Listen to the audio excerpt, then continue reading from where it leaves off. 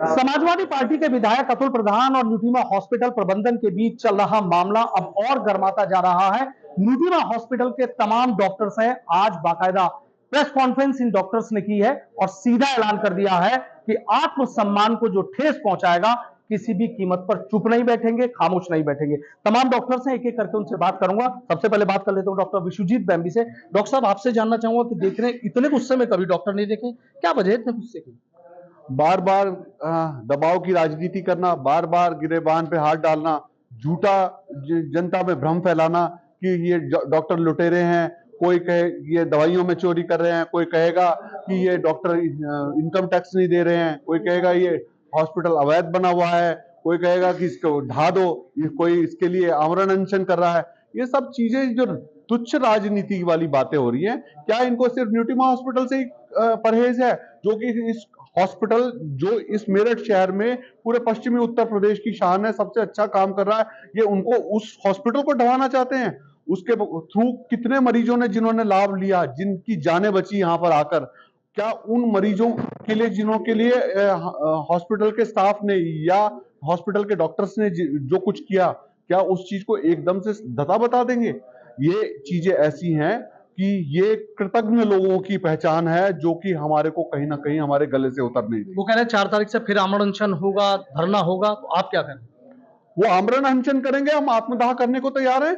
अगर वो आमरण अनशन करने को तैयार हैं तो ठीक है, आमरण अनशन के लिए बैठे हैं, हम आत्मदाह करने, हमारी बात सुनी जाएगी। हम बिल्कुल अपने विधायकों से, अपने माननीयों से, अपने सांसदों से आग्रह करते हैं कि सच्चाई को वहां तक पहुंचाए, योगी जी तक पहुंचाए, प्रधानमंत्री तक पहुंचाए, और उन्हें पता लगना चाहिए कि हम कैसा काम कर रहे हैं। और अगर वो नहीं सुनते हमारी, तो हम आत्मदाह करने पे भी मजबूर हो जाएंगे। अगर योगी राज अगर डॉक्टर इस तरह की बातें करेंगे इतनी परेशानी में, तो फिर कैसे होगा डॉक्टर साहब? मैं तो योगी जी का भक्त हूं, मैं तो जानता हूं कि मेरी बात सुनी जाएगी।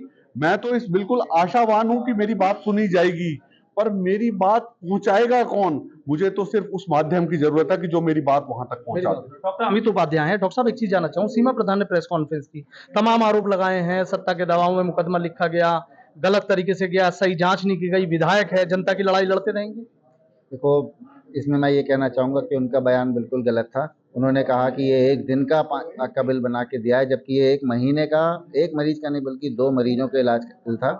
और दोनों मरीज बहुत सीरियस थे। उनमें से बच्चा तो ऑलमोस्ट 20 दिन तक इन्वेसिव या नॉन इन्वेसिव वेंटिलेटर पे रहा हुआ है। इस प्रकरण से औरों में कुछ भी हो, मुझ में तो एक बहुत डर का जो भाव है वो है। अब मुझे डर इस बात का है कि मैं सीरियस मरीज का इलाज करूं तो क्या फिर 30-40 लोग आके मेरे को प्रताड़ित करने की कोशिश करेंगे? क्या फिर अगर किसी बच्चे को मैं कोशिश करते हुए ना बचा पाऊं तो फिर क्या मेरे ऊपर हर चीज़ पे लापरवाही का इल्ज़ाम लगेगा? क्या मेरे जान के पीछे फिर 20-30 लोग आ जाएंगे? तो इस भय के वातावरण में काम करना मेरे तरह के और डॉक्टर्स जो सीरियस मरीज पेशेंट्स को देखते हैं उनके लिए बहुत मुश्किल होगा। ये हमें एक सोसाइटी के तौर पे, एक सोसाइटी को बहुत एक हार्म पहुंचाने वाली चीज़ है। तो अतुल प्रधान जी एक नेता हैं, एमएलए हैं, और उनको बहुत लोग उनको फॉलो करते हैं, तो सोसाइटी में इस तरह से उनका मैसेज जाना बहुत गलत है।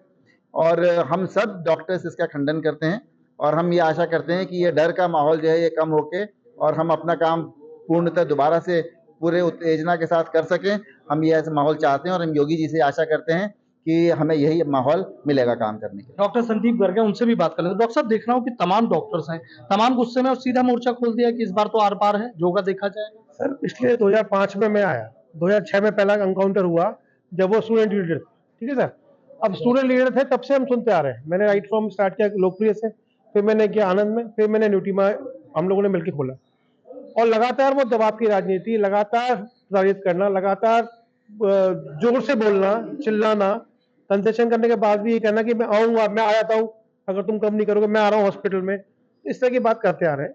बट इस बार बात सिर से ऊपर चलेगी। हमने उनका कंसेशन भी कर दिया। इवन मैंने तो एक कहा, सर जो पैसे आपने जमा किए वो भी ले लो, पर नहीं, वो उनको तो प्रताड़ित करना है, हल्ला मचाना है, गुल्ला मचाना है। इस बार जो कार्रवाई हुई है मेडिकल प्रोटेक्शन एक्ट में हुई है, और मेडिकल प्रोटेक्शन एक्ट सबको समझना पड़ेगा कि इस तरह की कार्रवाई आप डॉक्टरों पे नहीं कर सकते। हम अपना काम कर रहे हैं, हमारे काम में कोई भी व्यवधान डालेगा तो हम इस एक्ट को दोबारा इस्तेमाल करने की प्रशासन से कहेंगे और लागू कराएंगे। डॉक्टर साहब, किस किस एसोसिएशन आपके समर्थन में आ गए, किन लोगों से आपने कहा कि इंसाफ दिलाइए? हमारे साथ में IMA Meerut, IMA state, IMA national, IMA शरद अग्रवाल जी से डायरेक्ट बात हुई है, जो IMA प्रेसिडेंट है, नर्सिंग होम एसोसिएशन से बात हुई है, और इवन जो हमारे नीमा जो NMIMA है, उनीमो और NMO, और सबसे बात हुई है, हमारा नेशनल मेडिकल एसोसिएशन, उन सबसे बात हुई है, सब हमारे साथ में है। और अगर बात की आई क्या बोलते हैं आंदोलन की, तो आंदोलन किया जाएगा, बिल्कुल किया जाएगा। बिल्कुल किया जाएगा। डॉक्टर राजीव रस्तोगी, डॉक्टर साहब देख रहे हैं कि सब लोग गुस्से में हैं और कैप्टन साहब एक ही बात कह रहे हैं कि भाई इस तरीके से तो नहीं चलेगा। अभी देखा, अभी प्रेस कॉन्फ्रेंस में थे, कोई डॉक्टर कह रहा है कि आत्मदाह कर लेंगे अगर नहीं सुनेगी, कोई कह रहे हैं कि काम ही छोड़ देंगे, अपमान का घूट क्यों पिएंगे हम। जी, ये बहुत निंदनीय चीज है। और जब ये यहाँ पे पहली बार विधायक बने थे, मैं खुद इनके यहाँ गया था, क्योंकि मेरे को पता था ये पहले भी आके कुछ इसी टाइप की हरकतें करते हैं।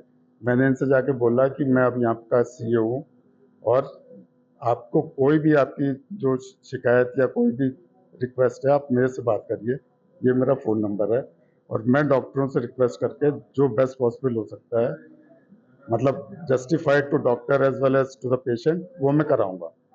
और 3 साल तक ये चलता रहा। इस वाले बार भी उन्होंने ये फ़ोन करके मेरे को बोला कि ऐसा ऐसा ये मरीज है, इसका बिल कम कराना है। मैंने कहा मैं करा दूंगा, मैं डॉक्टर साहब से बात करा था। फिर बिना बताए यहाँ पर आ गए। चलिए, बिल की बात थी, मरीज की बात थी, वो आके यहाँ पे बैठ के इतने सारे लोगों के साथ कि दवाई ऐसे बिकती है, ये ऐसे होता है, चलो वो भी घूट पिया हम लोग आके, तब भी इनसे बात करके बात काफ़ी ठीक होके चले गए। उसके बाद सब सोशल मीडिया में बेइज्जती डॉक्टरों की, बेइज्जती हॉस्पिटल की। उसके बाद माननीय ब्रिजेश पाठक जी को, जो हेल्थ मिनिस्टर हैं, उनको ट्वीट किया, उन्होंने इंक्वायरी बैठाई। जब उनकी इंक्वायरी हमारे पास आई तो हमें मुंह खोलना पड़ा, नहीं तो हम तो इतने तब भी दबे हुए थे इनके डर में कि हम सोचते नहीं थे कि चलो इनके डर में डरे हुए थे। डॉक्टर साहब, एक आखिरी सवाल मेरा आपसे है, जिस तरीके से कह रहे हैं कि भाई ये कार्रवाई होनी चाहिए, अगर नहीं हुई तो फिर क्या, मतलब इन लोगों ने कहा है कि भाई काम ही नहीं करेंगे, आंदोलन करेंगे, काम बंद करके बैठ जाएंगे, अपने मरीजों का आह्वान करेंगे कि अगर आपको हमसे सहानुभूति है, हमने तुम्हारे लिए जरा भी कुछ अच्छा किया है, तो आओ हमारा साथ दो और इस चीज के प्रति लड़ो। चाहे हमें लखनऊ जाके बैठना पड़े, हमें लखनऊ योगी जी को कैसे भी अपनी बात सुनानी पड़े, और उनको बताएंगे कि जो गुंडा राज ये पहले चलाया करते थे, वो गुंडा राज फिर से ये चलाने की कोशिश कर रहे हैं। इस सरकार को, दोनों सरकारों को, डबल इंजन की सरकार को, ट्रिपल इंजन की सरकार को हम लोगों ने भी वोट दी है, और हम गर्व से कहते हैं कि हम भारतीय जनता पार्टी के सपोर्टर हैं। और पर उसका मतलब ये नहीं कि अगर हम भारतीय जनता पार्टी के सपोर्टर हैं, हमारा गला दबाया जाएगा और हमको सिर्फ इसीलिए सत्ताधारी पार्टी का एजेंट कह के हमको प्रताड़ित किया जाएगा कि हम कुछ काम ना कर पाए और हम अपने क्या नाम है गर्दन को शर्म से नीचे झुका। हम क्यों गर्दन को अपनी नीचे करें? मैं इस वाली बात में बिल्कुल आपको निश्चित रूप से कहना चाहता हूं कि मुझे इनसे डर नहीं लगता, मैं इनसे डरता नहीं हूं। अगर ये सोचे कि मुझे डरा लेंगे, हर एक आदमी की पर्सनालिटी अलग होती है, मैं इनसे डरता नहीं हूं। मैं इनके सामने खड़ा होकर कहीं पे भी मैं अपना गर्दन ऊंची करके अपने सम्मान के लिए कहीं पे भी लड़ने के लिए तैयार हूं। डॉक्टर साहब, आरोप जो अतुल प्रधान विधायक हैं, तमाम आरोप लगाते हैं, उन आरोपों पे क्या कहना चाहेंगे कि भी मरीजों के साथ गलत करते हैं, अवैध है, तमाम तरह की चीजें आप जान ही रहे हैं। मैं आपको भाई साहब इसका जवाब देता हूं। जो इन्होंने कहा कि ये जो आरोप लगा रहे थे, और उस आरोप लगाते हुए 2 आदमी उनके बगल में बैठे हुए थे, एक विपिन भड़ाना, तो पूछो उन विपिन भड़ाना से कि आप अपने भाई का ऑपरेशन मेदांता हॉस्पिटल में कराने के बाद में न्यूटिमा हॉस्पिटल क्यों लेकर आए थे? 1.5 महीना क्यों यहां पर रहे? जिनका इलाज डॉक्टर रोहित काम्बोज ने और डॉक्टर विश्वजीत बैम्बी ने किया, उनको यहां पर क्यों ठीक करवा कर लेकर गए? आज मुझे बड़ा गर्व होता है, बड़ा अच्छा लगता है जब वो इनका भाई फेसबुक पे अपनी वीडियोस डालता है और वो ठीक हो गया हेड इंजरी का पेशेंट। दूसरा, राजदीप विकल उनके बराबर में बैठा हुआ था, वो यूनिवर्सिटी का छात्र नेता है और वो मुझे अपना बड़ा भाई मानता है, मैं उसको अपना छोटा भाई मानता हूं।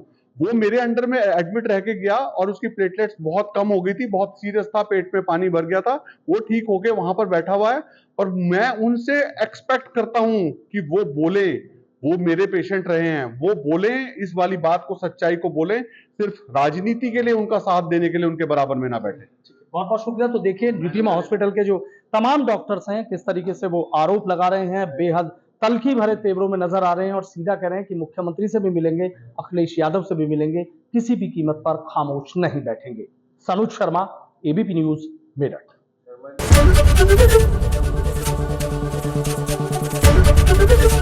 एबीपी गंगा, खबर आपकी, जुबान आपकी।